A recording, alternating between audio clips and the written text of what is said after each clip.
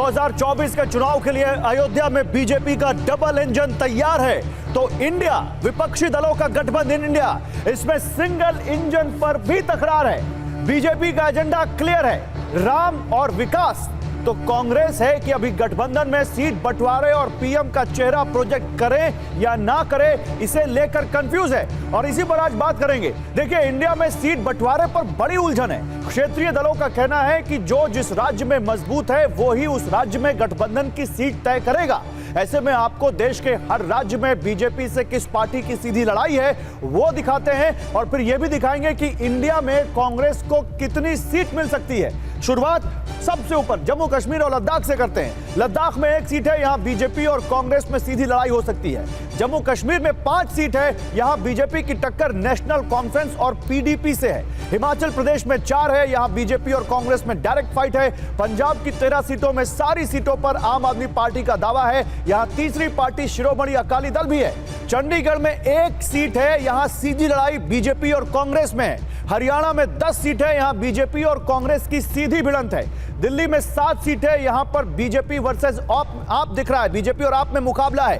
और इसके अलावा उत्तराखंड में 5 सीटें, सीधी लड़ाई बीजेपी और कांग्रेस में। उत्तर प्रदेश में 80 सीटें, सीधी लड़ाई यहां पर बीजेपी वर्सेस एसपी में दिखती है। बिहार में 40 सीटें हैं, यहां बीजेपी का मुकाबला मौजूदा सूरत में आरजेडी और जेडीयू से है। झारखंड में 14 सीटें हैं, यहां बीजेपी के सामने जेएमएम है। पश्चिम बंगाल में 42 सीटें, यहां ममता बनर्जी कह चुकी हैं कि बीजेपी से मुकाबला सिर्फ टीएमसी कर सकती है। राजस्थान में 25 सीटें, यहां बीजेपी और कांग्रेस में डायरेक्ट फाइट है। गुजरात में 26 सीटें, यहां भी सीधी लड़ाई बीजेपी और कांग्रेस में है। महाराष्ट्र में 48 सीटें और यहां बीजेपी का मुकाबला शिवसेना, उद्धव बाला साहेब ठाकरे और एनसीपी से है। विपक्षी गठबंधन में कांग्रेस सबसे छोटी पार्टी है। मध्य प्रदेश में 29 सीटें, यहां बीजेपी और कांग्रेस में सीधी लड़ाई है। छत्तीसगढ़ में 11 सीटें, यहां पर बीजेपी और कांग्रेस में सीधा मुकाबला है। ओडिशा में 21 सीटें, यहां बीजेपी से कांग्रेस की लड़ाई है। ओडिशा में सबसे मजबूत पार्टी लेकिन बीजेडी है, लेकिन उसका किसी से गठबंधन नहीं है। तेलंगाना में 17 सीटें, यहां पर बीजेपी से कांग्रेस की लड़ाई है।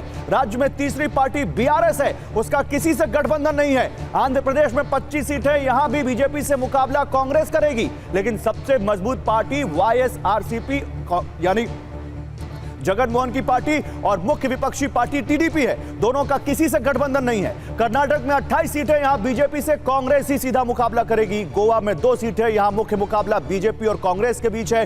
तमिलनाडु में 39 सीटें, यहां बीजेपी का मुकाबला डीएमके से है। तीसरी पार्टी एआईएडीएमके भी है, जिसका किसी से गठबंधन नहीं है। पुडुचेरी में 1 सीट है, यहां भी बीजेपी और डीएमके में ही मुकाबला है। केरल में 20 सीट है, यहां बीजेपी से लेफ्ट फ्रंट मुकाबले का दावा करता है। त्रिपुरा में 2 सीट है, जहां बीजेपी और लेफ्ट फ्रंट में मुकाबला है। मेघालय में 2 सीट है, यहां बीजेपी और कांग्रेस में लड़ाई हो सकती है। सिक्किम में 1 सीट, यहां बीजेपी की सहयोगी एसकेएम से कांग्रेस की लड़ाई होगी। असम में 14 सीटें, यहां बीजेपी से कांग्रेस का ही मुकाबला है। मणिपुर की 2, मिजोरम की 1, अरुणाचल प्रदेश की 2 सीट पर भी बीजेपी और कांग्रेस में लड़ाई है। नागालैंड की 1 सीट पर बीजेपी की सहयोगी एनडीपीपी से कांग्रेस का मुकाबला है। केंद्र शासित प्रदेश दादरा और नागर हवेली में 1 सीट है, यहां बीजेपी की मुख्य प्रतिद्वंद्वी शिवसेना है। दमन और दीव में 1 सीट है, यहां बीजेपी और कांग्रेस में सीधी टक्कर होती है। लक्षद्वीप में 1 सीट है, यहां बीजेपी का मुकाबला एनसीपी से होता है। अंडमान और निकोबार द्वीप समूह की 1 सीट पर बीजेपी और कांग्रेस में लड़ाई होती है। यह सारा हिसाब आपने देख लिया और ऐसे में अगर क्षेत्रीय पार्टियों ने अपने राज्यों में 1 भी सीट नहीं दी तो कांग्रेस को केवल 230 सीटें मिलेंगी 543 में से। अगर क्षेत्रीय पार्टियों ने 2019 में कांग्रेस की जीती सीटें छोड़ी तो उसे 543 में 36 और जोड़ दीजिए, 266 सीटें मिल सकती हैं। यह है यहां सीटों का ये सामने आपके हिसाब। लेकिन एक तरफ अयोध्या में डबल इंजन चल रहा है और दूसरी तरफ यहां सिंगल इंजन में ही अभी बहुत तकरार दिख रही है। सभी मेहमान जुड़ चुके हैं। देखिए, बीजेपी से के शर्मा, कांग्रेस से अभय दुबे, जेडीयू से रंजीत कुमार झा, शिवसेना उद्धव गुट से संजय गुप्ता और राजनीतिक विश्लेषक बादल देवनाथ हमें ज्वाइन कर चुके हैं। आप सभी का स्वागत है। अभय दुबे जी, डबल इंजन, हिंदुत्व, विकास, आपका सिंगल इंजन तय नहीं कर पा रहा है, किधर जाएं? कितनी सीटों पर लड़ें? मैं आपको साधुवाद देता हूं। कम से कम आपने ये तो सिद्ध कर दिया कि भारतीय जनता पार्टी के लिए मर्यादा पुरुषोत्तम भगवान राम राजनीति का विषय है, उनकी सत्ता का केंद्र बिंदु है। आपको साधुवाद बहुत बहुत। देखिए, उनसे जीत की चर्चा हमारा हार का है। हर एक दूसरे शब्द के बाद आपने कांग्रेस का जिक्र किया प्रत्येक प्रांत में। यही सारा आर्गुमेंट दिया जाता था 2004 के चुनाव में भी, और हुआ भी यही था। हमारा सभी दलों से सारे प्रांतों में गठबंधन नहीं हो पाया। बहुजन समाजवादी पार्टी से उत्तर प्रदेश में नहीं हुआ था। लेफ्ट जहां जहां सत्ता में थे, केरला में, त्रिपुरा में, वेस्ट बंगाल में, वहां हमारा समझौता नहीं हुआ था। लेकिन पोस्ट पोल अलायंस में 335 सीटों के साथ हमने अटल बिहारी वाजपेयी जी को हराया था, तब की टावरिंग पर्सनालिटी को। भारतीय जनता पार्टी का एनडीए 38 दल तो वैसे हैं दिखावे के लिए, मगर 4 दलों का प्रतिनिधित्व करती है। भ्रष्टाचार, महंगाई, बेरोजगारी और राष्ट्रीय अस्मिता के खिलाफ जो चीन जो सीमा की सुरक्षा करने में वो नाकामयाब है, उनका प्रतिनिधित्व करती है। और सारे एनडीए दलों की लड़ाई एनडीए दलों की लड़ाई से एनडीए के गठबंधन से है। आप देखिए तो सही, जिक्र भी नहीं कर पा रहे हैं आप। आपने इतने सारे राजनीतिक दल इंडिया दल के गिनाए कि आरजेडी है, जेडीयू है, आप है, शिवसेना है। भारतीय जनता पार्टी के 38 दलों में नाम तो लीजिए एक बार। 25 दल तो ऐसे हैं जिनका सांसद ही नहीं, 9 दल तो लोकसभा का चुनाव ही नहीं लड़े। कहीं की ईंट कहीं का रोड़ा, और प्रधानमंत्री जी ने कुंभा जोड़ा। ये दिखावे की लड़ाई की क्यों कर रहे थे वो? क्योंकि घबरा गए थे कि कहीं प्रॉपर सीट शेयरिंग सबकी हो गई तो भारतीय जनता पार्टी का जो सपना है धन्ना सेठों को लाभ पहुंचाने का सत्ता के लिए, वो अधूरा रह जाएगा। तो ये जो अडानी अंबानी साहब रोज, ठीक है जी, आपने अपना हिसाब बता दिया। सवाल तो ये है कि इंडिया का जो मतलब है विपक्षी दलों के गठबंधन का, वो यही है ना, साथ मिलकर लड़ेंगे। टीएमसी आपको पश्चिम बंगाल में सीटें नहीं देगी, शिवसेना आपको महाराष्ट्र में सीटें नहीं देगी, आम आदमी पार्टी आपको पंजाब में सीटें नहीं देगी। तो आप कितना एनडीए कर लीजिए, असल तो यही होगा ना कि कांग्रेस यहां पर सिमट कर एकदम सबके नीचे रह जाएगी। देखिए गौरव जी, आप थोड़ा सा अपना रिसर्च तो ठीक किया कीजिए। पंजाब में हम 8 सीटें जीते थे, और आपको याद होगा कि दिल्ली, मैं रिसर्च की बात नहीं कर रहा हूं, रिसर्च मुझे पास है। मैं ये कह रहा हूं, अरविंद केजरीवाल ने इंडिया की 19 तारीख की बैठक से ठीक पहले बठिंडा की रैली में कह दिया। भाई साहब, आप थोड़ा रिसर्च करिए, सुनिए। कोई बात नहीं, आप सुन तो लीजिए मेरी बात। उन्होंने कहा कि हम सारी सीटों पर लड़ेंगे। आपने झूठ बोल दिया, चैनल पर झूठ बोला, वो बता रहा हूं। मैं इतना हार्श शब्द यूज नहीं करना चाह रहा था। हम 8 सीटें जीते थे। आपने क्या कहा कि पंजाब में आप है और फिर अकाली दल है। अरे साहब, दिल्ली का तो इसमें झूठ क्या है? इसमें झूठ क्या है? किसकी सरकार है? अब देखो, नहीं किसकी नहीं, अब आप साबित करिए झूठ क्या है इसमें पंजाब में किसकी सरकार है? देखिए, आप भाजपा के प्रवक्ता की, मैं भाजपा का प्रवक्ता नहीं हूं। आपने मेरे रिसर्च को चैलेंज किया है, मैं उसको नहीं आपको चैलेंज करने दूंगा, मैं उसको सही साबित करूंगा। आपने कहा मेरा रिसर्च सही नहीं है, मैंने आपको कोट कर दिया। 18 तारीख को बठिंडा की रैली में अरविंद केजरीवाल ने कह दिया कि हम सारी सीटों पर लड़ेंगे। तो क्या अरविंद केजरीवाल से बड़ी कोई अथॉरिटी है आम आदमी पार्टी में जो ये डिसाइड करेगी कि आम आदमी पार्टी कितनी सीटों पर चुनाव लड़ेगी? आपका चैनल है, आपकी आवाज ऊंची माइक की आती है, तो आप डोमिनेट कर सकते हैं स्टूडियो में बैठकर। अगर आप बोलने का अवसर ही नहीं देंगे, ये तो मीडिया में आमतौर पर हुआ करता था कि वो तो एंटी एस्टेब्लिशमेंट होती थी, व्यवस्था के खिलाफ बोलती थी। आप व्यवस्था के साथ खड़े, लेकिन बोलने तो दीजिए। अगर बोलने का अवसर नहीं देंगे, लगातार बोलते जाएंगे, तो पक्ष कैसे रखेगा कोई? अरे साहब, दिल्ली का चुनाव हुआ था 2019 का, किसकी सरकार थी वहां? प्रचंड बहुमत से आप पार्टी की थी। वहां राष्ट्रीय चुनाव में वोट का परसेंटेज तो देख लीजिए, कांग्रेस पार्टी से कम था।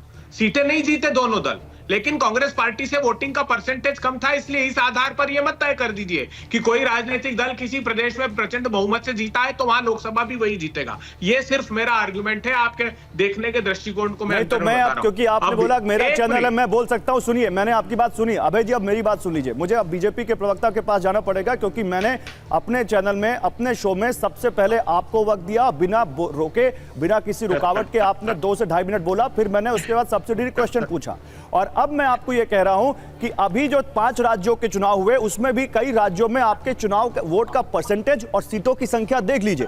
और इतने तो मूर्धन्य आप भी हैं कि इस हमारी डेमोक्रेसी में सीटों का नंबर ज्यादा मायने रखता है बजाय सीटों के वोटों के परसेंटेज के। ठीक है, मैं आता हूं। के शर्मा जवाब दीजिए भाई। आपके 4 दल हैं, और वो 4 दल कौन से वो बता रहे हैं। क्या आप बीजेपी ने अयोध्या या कहें हिंदुत्व और विकास ये तय कर लिया है, और यही आपका 2024 का एजेंडा है?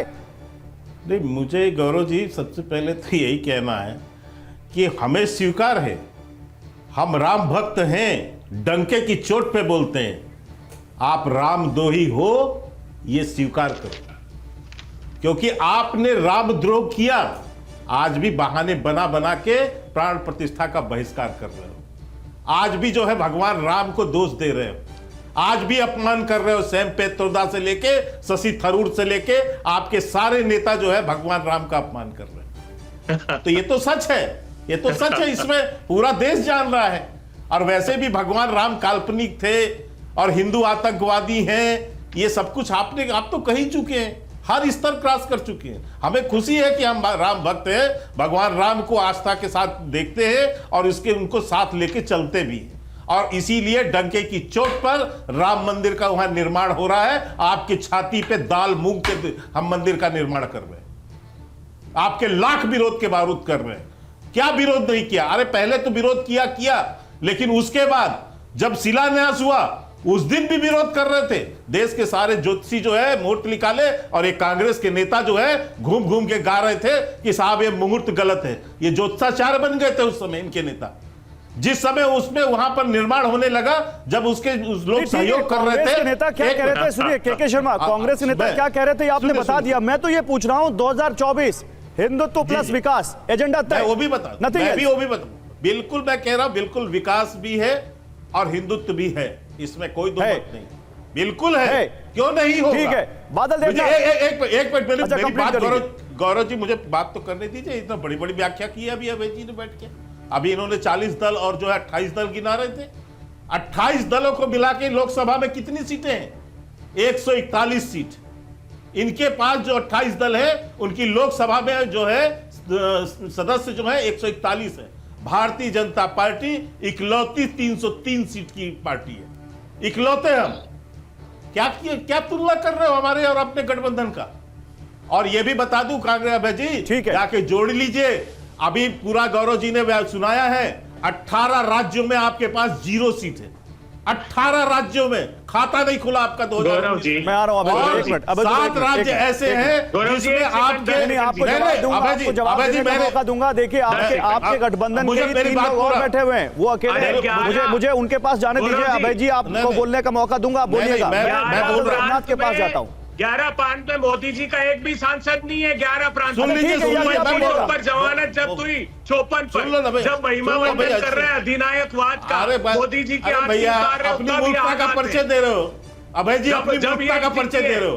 11 मूर्खता का परिचय हम तो जब थे तो अटक से कटक और कश्मीर से कन्याकुमारी गौरव जी सारे प्रांतों में हम थे, पूरे देश में हम थे। मेरी बात जब हम चरम पर थे 6 दशक तक। क्या बात करते हो आप? गौरव जी मुझे बात तो पूरी करने दीजिए। हाँ बात पूरी करिए के शर्मा, जल्दी पूरी करिए। मैं 2019 का रिजल्ट में परिणाम आपको चुनौती के साथ कह रहा हूं, कहेंगे तो मैं दिखा भी दूंगा अभी। और किस किस राज्य में कितनी सीटें कांग्रेस की और कितने भाजपा की। 28 मैंने पहले कहा 18 राज्यों में 0 सीट है, खाता नहीं खोल पाई कांग्रेस। 7 राज्य ऐसे हैं जिसमें 1 और 2 सीटें हैं। कोई मूर्खता की बात कर रहे हो यार। 11 राज्य में मूर्ख, इसके बावजूद 303 सीट है। बात करते हो 54 सीटों पर जमानत जब्त। गौरव जी ये क्या है? 10 राज्यों ये क्या बदतमीजी कर रही है? सिर्फ यार गौरव जी आप रोक नहीं पा रहे हैं। गौरव जी आप रोक नहीं पा रहे हैं। अभय जी देखिए बारी बारी से बात करते हैं। आपने कई बार उनके बीच में बोल दिया, वो बोल रहे हैं कि मुझे बात पूरी नहीं हुई। एक मिनट अभय जी एक मिनट, अभी की बारी आएगी आपकी। और वो अकेले हैं एनडीए में, वो अकेले हैं यहाँ पे। आपके 3 साथी तो भी बोल नहीं पाए। जल्दी से मुझे बियर में टोक कैसे बोल पाएंगे? के शर्मा जल्दी से अपनी बात पूरी कीजिए, आपको भी बहुत टाइम भैया आपका ये बताओ कहां से आ जाता है? अभय जी अगर सोच के आए बोलने नहीं देंगे तो उस हिसाब से डिबेट कर लेते हैं फिर। और अगर आप जिस हिसाब से डिबेट करते हैं उस हिसाब से डिबेट करेंगे तो आपको चुप रहना चाहिए। अभी दूसरे लोगों की बात पूरी हो जाए फिर आप बोलिएगा। बोलिए के शर्मा, 20 सेकंड पूरी कीजिए अपनी बात। अभय जी प्लीज। देखिए मैं यही कह रहा हूं कि ये ठीक है 11 राज्यों में हमें बता रहे हैं, लेकिन हम जो है 303 सीट की पार्टी है। इनके 18 राज्यों में खाता नहीं खुला। 7 राज्य ऐसे थे जिसमें सिर्फ 1 और 2 सीटें थी। सिर्फ 2 राज्य ऐसे हैं, एक राज्य केरला जहां इनको डबल डिजिट की सीट मिली, इसके अलावा इनको सीट नहीं मिली। तो आज ये अपनी हैसियत खुद की स्थिति देखें। हम तो ठीक है 11 आप बता रहे हो, लेकिन 303 सीट जीते। ठीक है, आप तो कुल 52 सीट पे रह गए। ठीक है, क्या आपकी स्थिति है? क्या बादल देवनाथ है देश के अंदर? ठीक है के शर्मा बादल देवनाथ है हमारे साथ टीएमसी का पक्ष रखने के लिए। बादल देवनाथ ये बताइए कांग्रेस को टीएमसी कितनी सीटें देगी 2024 के लोकसभा चुनाव में? बताइए। बंगाल में नहीं, ऐसा कुछ नहीं है। बंगाल में कुछ कांग्रेस एक दो कांग्रेस लीडर ने कुछ घोषणा किया 6-7 सीट चाहिए, लेकिन देखिए जो डिस्कस चल रहा है आज जो चैनल में अपना अपना दल में वो खुद का डिमांड कर रहा है कि कौन कितना सीट लड़ सकती है, लेकिन एक मतलब ये नहीं है बंगाल में कांग्रेस का कुछ नहीं है, सबको पता है। एक पार्षद भी नहीं है, कोई दो चार पंचायत है, एक MP है, कोई सांसद MLA विधायक कुछ नहीं है। लेकिन बंगाल में ममता दीदी ठीक कहा, बंगाल में भाजपा के खिलाफ बार बार TMC ने लड़ाई की, ये तो आप सब जानते हैं। लेकिन मुद्दा क्या है? आपका मुद्दा है मंदिर और विकास का मोदी मॉडल, यही तो आपका सिर्फ मॉडल आज का मुद्दा है। लेकिन मैं इसके बारे में 2-4 लाइन मैंने कहा, मोदी का विकास मतलब क्या है? ना मेक इन इंडिया हुआ, ना डिजिटल इंडिया हुआ, ना 5 का गवर्नमेंट हुआ। अरे अभी आप सीट पे बात करिए ना, उस पे आएंगे बाद में। बादल देवनाथ, आपने बोल दिया कांग्रेस का कुछ नहीं है। नहीं, कांग्रेस को क्या एक भी सीट नहीं दे रहे हैं आप लोग 42 में से? एक मिनट तो टाइम दीजिए, 1 मिनट तो टाइम दीजिए सर। तो बोलिए ना, आप ही का टर्न है, आप चुप क्यों हो गए? बोलिए बोलिए। अरे वो बीजेपी के खिलाफ सुनकर थोड़े व्यथित हो जाते हैं, क्या करें बेचारे। बीच में मत बोलिए। मैं जो बोल रहा हूँ स्मार्ट सिटी का बात किया था, कोई कुछ नहीं हुआ, ना 5 का गवर्नमेंट हुआ, बेटी बचा बेटी पढ़ा बंद है, स्वच्छ भारत अभियान बंद है, सब कुछ बंद है। और देखिए हिंदू ध्रुवीकरण करने का कोशिश धर्म ये तो मानते नहीं है, लोकतंत्र मानते नहीं है। 143 संसद को सस्पेंड किया पार्लियामेंट में, पूरा देश में यही राज है, यही मॉडल है। अरे पूरी राजनीति आप जो बात कर रहे हैं सबको मालूम है। ये अभी आपके सहयोगी अभय दुबे भी बोल रहे हैं, अभी 2 और बोलने वाले। मैं तो पूछ रहा हूं, आपने कहा कांग्रेस का एक आध पंचायत में तो होगा, वरना है नहीं। तो मैं ये बोल रहा हूं बादल देवनाथ, आपने कह दिया कांग्रेस को कितनी सीटें देंगे, 1 या 2 या कुछ भी नहीं। मैं ये पूछ रहा हूं, हाँ या ना, 1 या 2 या कुछ भी नहीं? ये तो डिमांड चल रहा है। अभी तो सीट के लिए इंडिया अलायंस में कोई बैठक नहीं हुआ। हाँ, अब बैठक होने दीजिए। अभी आप बोल रहे थे पता चलेगा, लेकिन अभी मैं कैसे तय करूंगा? ये तो पार्टी का डिसीजन लेगा। कांग्रेस से वहां पर मतलब बैठक तक नहीं हुई इंडिया की, और जेडीयू ने अपना अध्यक्ष बदल लिया। भाई हमारे साथ देखिए, जेडीयू से रंजीत कुमार झा है, रंजीत कुमार झा 17 आपने बांट ली, 17 आरजेडी को दे दी, 1 माले को दे दी। अब कांग्रेस के लिए क्या बचा बिहार में? और अब नीतीश कुमार तो अध्यक्ष भी बन गए आपकी पार्टी के। ये आपको अभी ये आधिकारिक जानकारी कहां से मिली कि 17 हमने रख लिया, 17 जदयू को, आरजेडी को दे दिया, 1 माले को दे दिया? ये इस्तीफे की आधिकारिक जानकारी मिल रही थी रंजीत भाई, वैसे किया जाएगा। मुद्दा ये नहीं है कि कौन कितनी सीटों पे लड़ेगा। मुद्दा ये है कि देश में जो भारतीय जनता पार्टी पिछले 9 सालों में जिन मुद्दों पे आई थी, बेरोजगारी, महंगाई, भ्रष्टाचार, उस पर सरकार ने क्या किया 9 सालों पे, और हम लोग मिल के उस पर भारतीय जनता पार्टी को घेरेंगे। ये जो अभी कह रहे थे राम मंदिर, ये मुद्दा नहीं है। हम सभी लोग राम भक्त हैं, हम सभी लोग राम भगवान की पूजा करते हैं अपने अपने घरों में, और सभी लोग खुश हैं इस बात से कि राम मंदिर बन रहा है। लेकिन इसके साथ भारतीय जनता पार्टी को यह भी जवाब देना चाहिए कि इस देश के युवाओं को रोजगार कब मिलेगा, बेरोजगारी कम कैसे होगी, भ्रष्टाचार जो मुद्दा था वो कम कैसे होगा, और महंगाई कम कैसे होगी। इन मुद्दों पे भी भारतीय जनता पार्टी को जवाब देना चाहिए। तो मुद्दा ये नहीं है कि इंडिया में किस पार्टी को कितनी सीटों पर लड़ना चाहिए। उन्होंने कहा मेरी इतनी सीटें हैं। मुद्दा ये नहीं है कि जेडीयू 17 सीटों पर लड़ेगी या जेडीयू 7 जनता ने आपको तो दिया 303 सीटें, लेकिन उसके बदले आपने जनता को क्या दिया? आप ये भी बताइए। बीजेपी ने 9 साल की आपकी उपलब्धि क्या है? इंडिया की सीटों पर 9 सालों से सत्ता में, मुद्दा नहीं है। सुनिए रंजीत भाई, सवाल सुनिए। क्या ये मुद्दा नहीं है कि जेडीयू को 17 सीटें मिलनी चाहिए या 7 सीटें मिलनी चाहिए? क्या ये मुद्दा नहीं है कि कांग्रेस को कितनी सीटें मिलनी चाहिए इंडिया में? मुद्दा देखिए ये मुद्दा नहीं है। मुद्दा ये है कि हम लोग इंडिया गठबंधन के लोग मिलके अगर 1 बाय 1 लड़ेंगे भारतीय जनता पार्टी के सामने, तो भारतीय जनता पार्टी को पूरे देश में शिकस्त देंगे, क्योंकि देश की जनता इनसे उब चुकी है। अच्छा, ये मुद्दा है कि नीतीश कुमार को प्रधानमंत्री बनना चाहिए, महंगाई का, हमारा प्रधानमंत्री कैसा हो, नीतीश कुमार जैसा हो, ये मुद्दा है। और ये भी मुद्दा अब कौन सी ऐसी पार्टी है जिसके कार्यकर्ता तो कहते हैं चुनाव के बाद तय करेंगे, और आप लोग आज दिल्ली में नारे लगा रहे थे और देश में उनका नेता प्रधानमंत्री बने। ये कौन सा नारा गलत है? ये नारा कहां से गलत है? अरे हम कहां कह रहे हैं गलत है? हम तो ये कह रहे हैं कि इंडिया में तो सीट शेयरिंग हुई नहीं और प्रधानमंत्री के नारे पहले लग गए। आप तो लड़ाई लगाने का कोशिश कर रहे हैं। बादल देवनाथ, रुकिए, आपसे बात नहीं हो रही कि कौन, रुकिए बिल्कुल ऐसा है, ऐसी है पूरे देश में। मैं कैरोसिन लेके नहीं बैठा हूं यहाँ पर। और आप माचिस की तीली नहीं है कि छूते ही आग लग जाएगी आप में, क्या है? मैं तो ठीक नहीं। अभी मैं आप अपने नेताओं को बोलिए ना कि सार्वजनिक मंच से ऐसे बयान ना दें। आप अपने नेताओं से बोलिए कि सार्वजनिक मंच से ऐसे बयान ना दें। संजय राउत ने क्या बोला? संजय राउत ने क्या बोला? 23 सीटें ऑन रिकॉर्ड बयान है उनका। शिवसेना 23 सीटों पर लड़ेगी। जब आपकी सीट शेयरिंग हुई नहीं तो 23 सीटों का नंबर कहां से आ गया? तो अपनी बात को तो कह सकते हैं ना। अगर विपक्ष एक मजबूत विपक्ष बनाने की कोशिश कर रहा है, अपनी सीट शेयरिंग करने की बात कर रहा है, तो कहाँ से कैसे, ये सवाल नहीं आना चाहिए। अब अगर जिस तरह से हमारे देश के संघीय ढांचे के अंदर डबल इंजन की जो बात आप करते हैं ना, डबल इंजन ये नहीं होना चाहिए कि स्टेट गवर्नमेंट में अगर किसी की सरकार है तो केंद्र में भी उसी की सरकार है तो डबल इंजन होगा। डबल इंजन का मतलब सत्ता पक्ष और विपक्ष ये दोनों मिलकर के सरकारों को चलाते हैं ताकि सरकार अपना काम सही से कर सके। और अगर एक मजबूत विपक्ष बनाने की कोशिश की जा रही है और अगर इस बात पर फैसला किया जा रहा है कि सीट शेयरिंग का फार्मूला किस तरह से हो, किस स्टेट के अंदर कौन पार्टी ज़्यादा मजबूत है और किस तरह से वो ज़्यादा सीटें जिता सकती है, तो हमारे देश के संघीय ढांचे में और इस तरह का प्रावधान है और इस तरह की कोशिश की जा रही है। अगर कोई पार्टी आज बीजेपी के साथ गठबंधन में नहीं है तो इसका मतलब ये नहीं है कि उनको दुश्मन की नज़र से देखें।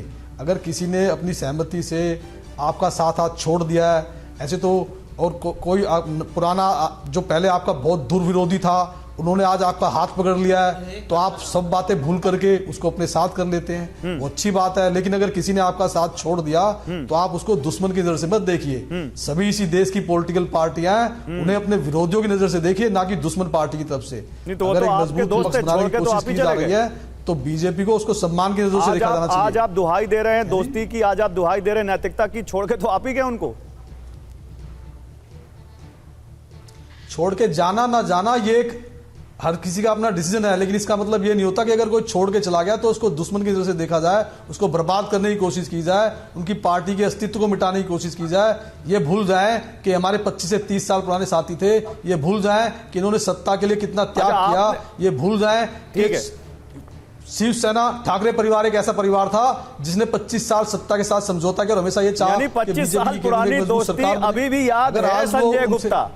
25 साल की दोस्ती का अभी असर गया नहीं है, दिल में वो अभी भी है। ठीक है, चलिए मैं यहीं से पे एक रिपोर्ट दिखाना चाहता हूं। इंडिया के अंदर, मैं आ रहा हूं अभी आप दोनों सबके पास आ रहा हूं, आप सबके पास आ रहा हूं, लेकिन इंडिया के अंदर एंटी कांग्रेस सेंटीमेंट कैसे है अब देखिए। ये 25 साल की दोस्ती याद आ रही है, इधर कांग्रेस के पास कुछ भी नहीं पंचायत में, बंगाल में याद आ रहा है। अब इंडिया में क्या हो रहा है ये देखिए। ममता बनर्जी ने कहा है कि देश में बीजेपी के खिलाफ 2024 का लोकसभा चुनाव इंडिया मिलकर लड़ेगा, लेकिन बंगाल में बीजेपी से सिर्फ टीएमसी लड़ेगी। अब इसका क्या मतलब है? शिवसेना उद्धव से संजय राउत ने कहा है कि आज भी महाराष्ट्र में सबसे बड़ी पार्टी शिवसेना है। ममता बनर्जी का बयान आप देख लीजिए, इन्होंने कहा कि देश में बीजेपी के खिलाफ इंडिया लड़ेगा, लेकिन बंगाल में बीजेपी से सिर्फ टीएमसी लड़ेगी। संजय राउत क्या कह रहे हैं? शिवसेना उद्धव गुट के नेता वो कह रहे हैं कि यहां पर अभी भी महाराष्ट्र में सबसे बड़ी पार्टी शिवसेना है। लोकसभा में 23 सीटों पर हम चुनाव लड़ते रहे हैं, कांग्रेस कोई सीट नहीं जीत पाई, इसलिए उसे जीरो से शुरू करना होगा। अब इसका क्या मतलब है? शरद पवार ने हाल ही में कहा इंडिया में प्रधानमंत्री उम्मीदवार की जरूरत नहीं है। वहीं पंजाब में एक सभा में अरविंद केजरीवाल ने लोगों से पंजाब की सभी 13 लोकसभा सीटें आम आदमी पार्टी को जिताने की अपील की थी। जेडीयू के बयान भी कांग्रेस विरोधी हैं। हाल ही में जेडीयू को विधायक गोपाल मंडल ने कहा था कि मल्लिकार्जुन खड़गे को कोई नहीं जानता, लेकिन नीतीश कुमार को सब जानते हैं। आज नीतीश कुमार को प्रधानमंत्री बनाने के नारे भी लग गए, इसीलिए इंडिया का पीएम कैंडिडेट नीतीश कुमार को बनाया जाना चाहिए। गोपाल मंडल ने उस दिन कह दिया था कि भाई मल्लिकार्जुन खड़गे को कौन जानता है। अभय जी, इतने सारे कॉन्ट्राडिक्शंस लेकर आए हैं आप लोग, फिर आप कहते हैं कि उनके यहाँ पार्टी को जानता कौन है। कम से कम उनके यहाँ एक चीज तो सब जानते हैं, क्लैरिटी। चेहरा पीएम मोदी है, पॉलिसीज वहां पर तय हैं, उनके एजेंडे तय हैं। आपके यहाँ तो ना सीट शेयरिंग तय है, ना संयोजक तय है, और ना ही अभी कोई कॉमन मिनिमम प्रोग्राम तय है।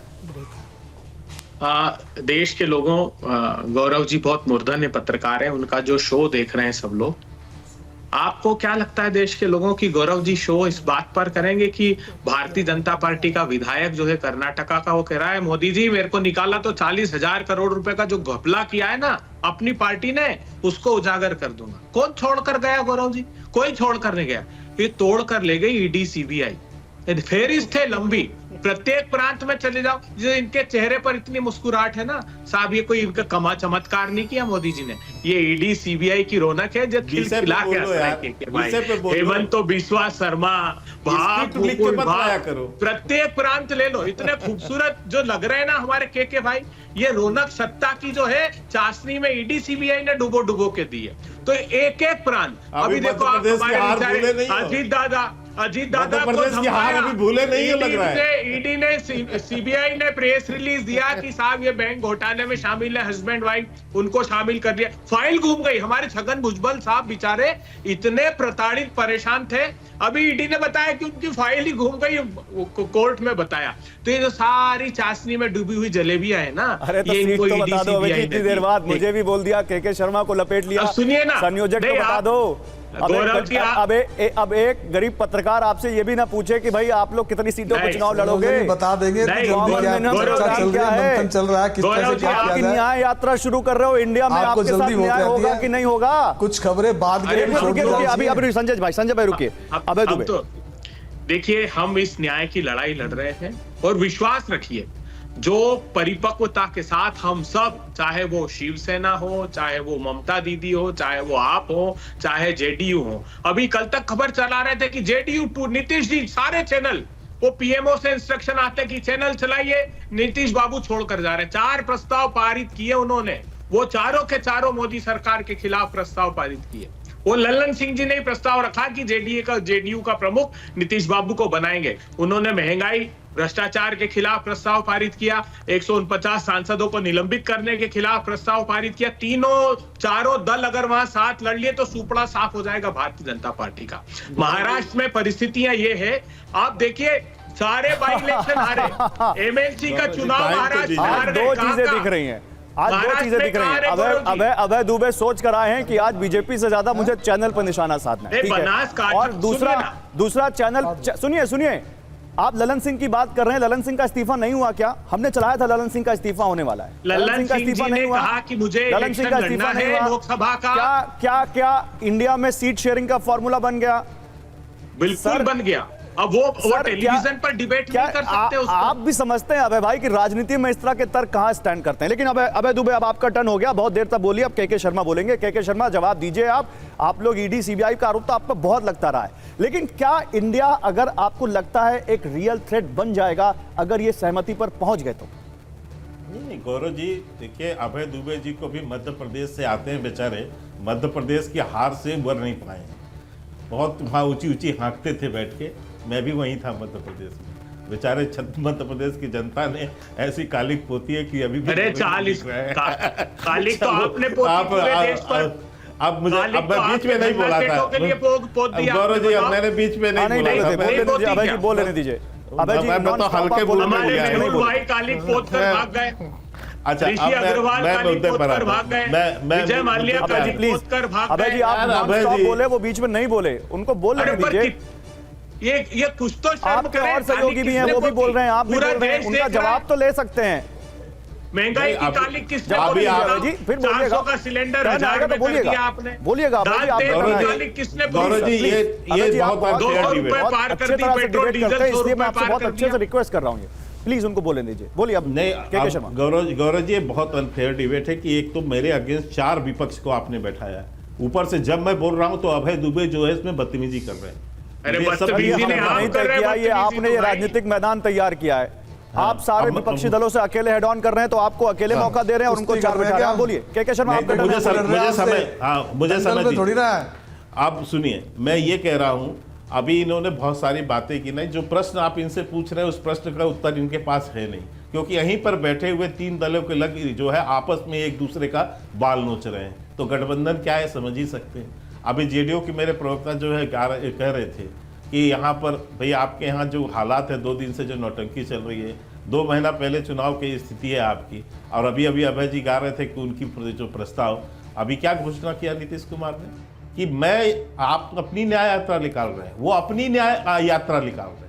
उन्होंने घोषणा किया कि झारखंड से उनकी देश भर में यात्रा चलेगी।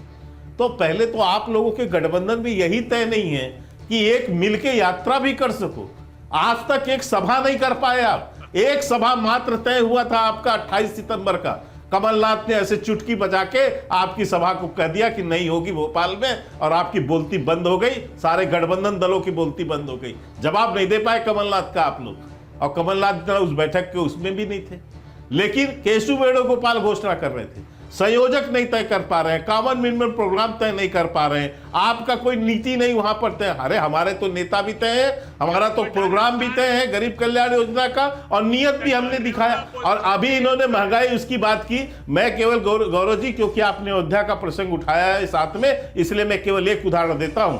अयोध्या के मंदिर निर्माण का जैसे फैसला आया, 178 परियोजनाएं वहां घोषित की गई हैं अयोध्या में। केंद्र सरकार ने लगभग 57,000 करोड़ रुपए अयोध्या धाम के डेवलपमेंट के दिए, और राज्य सरकार ने 8,419 करोड़ रुपए दिए हैं वहां पर। और आज 16,000 रुपए, जो 16,000 करोड़ रुपए खर्च करके वहां पर जिस ढंग का जो आप भव्य रेलवे स्टेशन देख रहे हैं, जिस ढंग का एयरपोर्ट का कल उद्घाटन प्रधानमंत्री जी करने जा रहे हैं, जिस ढंग का बस स्टैंड, जिस ढंग का जो है 14 कोसी मार्ग का जो चौड़ीकरण हो रहा है सड़क का, जिस ढंग से वहां शहरों का सौंदर्यीकरण हुआ, जिस ढंग से आप आसपास के क्षेत्रों में वहां भी डेवलपमेंट देख रहे हैं, आज वहां लाखों यात्री आएंगे, लाखों यात्री। वो क्या है, उससे वहां की इनकम नहीं होगी, लोगों को रोजगार नहीं मिल रहा है, हवास के लोग बैठ के बना रहे हैं वहां पर। मंदिर निर्माण में 10,000 से ज्यादा लोग जुड़े हुए हैं, उनको रोजगार कौन दे रहा है? अयोध्या से आया हूं, 3 दिन से शो वहीं से कर रहा था। नृपेंद्र मिश्रा जी जो मंदिर निर्माण समिति के अध्यक्ष हैं, उनसे बात करके आया हूं, सारी डिटेल है हमारे पास, हम दिखा रहे हैं सब।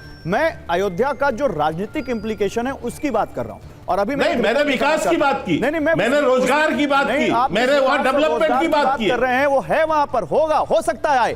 लेकिन मैं दिखाना यह चाहता हूं कि 2024 में आपके लिए कैसे ये बहुत बड़ा ट्रम्प का कार्ड बन सकता है, और ये शायद आपकी पॉलिटिक्स में है। अयोध्या में मोदी का डबल इंजन, एक तरफ धर्म है तो दूसरी तरफ विकास। धर्म के लिए भव्य राम मंदिर बनकर तैयार है, तो वही अयोध्या में नया रेलवे स्टेशन अयोध्या धाम जंक्शन बनकर तैयार है। अयोध्या को एक अमृत भारत ट्रेन मिलने जा रही है। इसके अलावा महर्षि वाल्मीकि इंटरनेशनल एयरपोर्ट मिल रहा है। अयोध्या में विकास के लिए 11,100 करोड़ की अन्य कई परियोजनाएं हैं। ग्रीन फील्ड टाउनशिप से नया शहर, तो वही वशिष्ठ कुंज आवासीय योजना से नई कॉलोनी। इसके अलावा 4 नई चौड़ी सड़कें अयोध्या को मिलने जा रही हैं।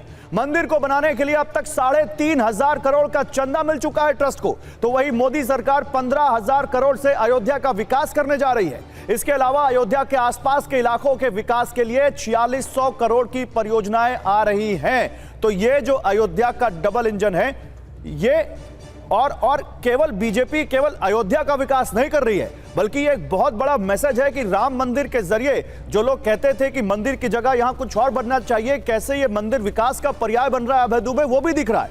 और बीजेपी का ये मैसेज साफ है।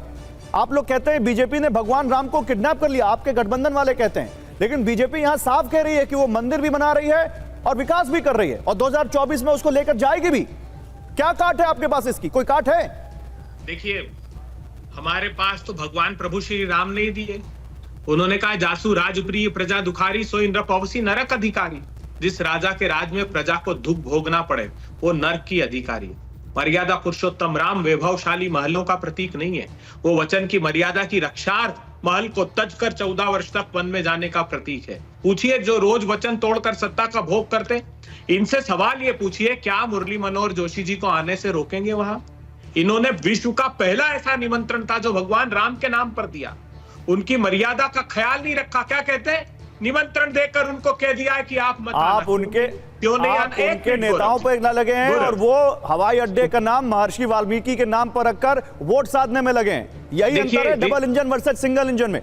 नहीं, जीतन राम मांझी को बुलाएंगे क्या, इन्विटेशन देंगे क्या? पूछिए ना इनसे एक बार। इनके प्रधानमंत्री जवाब दीजिए। गले लगाते ये 38 दलों के नेता के रूप में, वो कहते राम का अस्तित्व नहीं था। जवाब समय कम है, जवाब दीजिए। के शर्मा जी जवाब दीजिए। जिन्होंने मर्यादा पुरुषोत्तम राम का वो अपमान किया, ठीक है, जवाब तो सुन लीजिए, जवाब दीजिए। देश कल्पना नहीं कर सकता।